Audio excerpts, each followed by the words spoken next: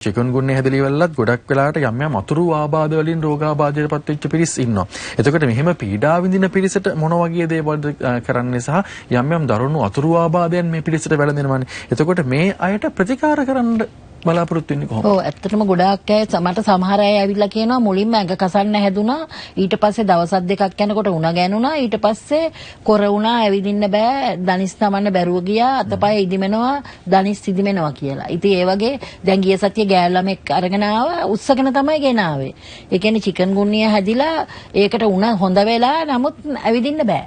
ඉතින් ඒ වගේ අයට අපි කරන්නේ චිකන්ගුන්නියා රෝගයත් එක්කම හැදෙන ඒකට ආතරයිටිස් එකක් වගේ එකක් ඒක.